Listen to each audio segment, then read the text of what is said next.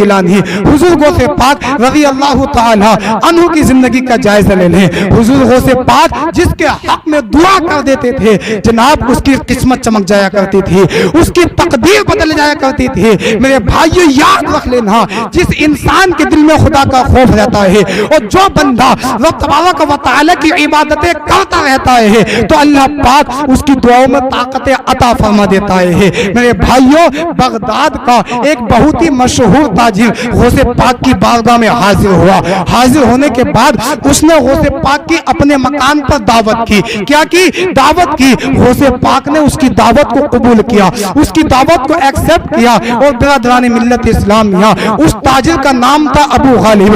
अबू गालिब ने और भी इराक के जो मशहूर उलमा इकराम थे उनको भी मदऊ किया, उनकी भी दावत की, उन हजरात ने भी दावतों को कबूल फरमाया।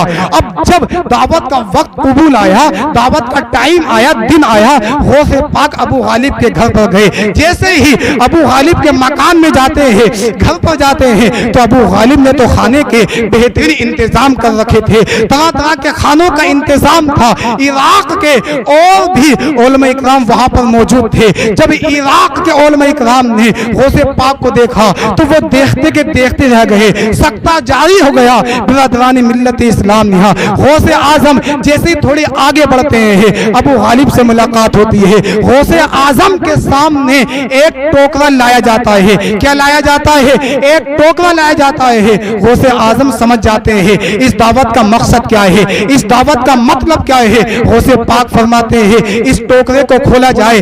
जब उस टोकरे को खोला गया तो क्या देखते हैं? उस टोकरे के अंदर अबू गालिब का बेटा बैठा हुआ है, जो आंखों से नाबीना है, जो हाथ पैरों से माजूर है। बिरादरान मिल्लत इस्लाम यहाँ गौसे पाक की दुआओं का आलम देखे। मैं आप लोगों को गौसे पाक का मकाम बता रहा हूँ, गौसे पाक का स्टेटस बता रहा हूँ, मर्तबा बता रहा हूँ कि गौसे आजम का आलम क्या है। अगर किसी के हक में दुआ कर रहे हैं किस तरीके से उसकी किस्मत चमक रही है। जब गौसे आजम के सामने टोकरा लाया गया आप समझ गए इस दावत का मकसद क्या है, ये दावत किस लिए की गई है। गौसे आजम ने फरमाया इस टोकरे को खोला जाए। जब टोकरा खोला गया अबू गालिब का लड़का बैठा हुआ टोकरे के अंदर, जो आंखों से अंधा था, नाबीना था, हाथ पैरों से माजूर था। गौसे पाक ने फरमाया कुम बिइज़्निल्लाह, अल्लाह के हुक्म से खड़ा हो जा। अबू गालिब का लड़का मुस्कुराता हुआ खड़ा हो जाता है। मुहतरम सामईन, अब यहाँ से आप लोग अंदाजा लगा लें कि गौसे आजम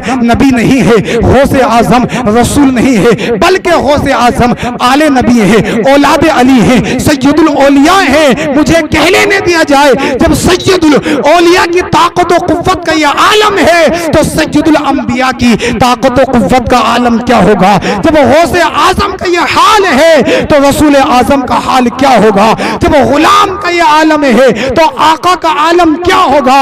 इसलिए तो कहा जब उनके गदा भर देते हैं शाहाना जमाना की झोली, मोहताज का जब ये आलम है मुख्तार का आलम क्या होगा। क्या कहा? जब उनके गदा भर देते हैं शाहाना जमाना की झोली, मोहताज का जब ये आलम है मुख्तार का आलम क्या होगा। तो ऐसे ऐसे कमालात से गौसे आजम को रब तबारक व तआला ने नवाज रखा है।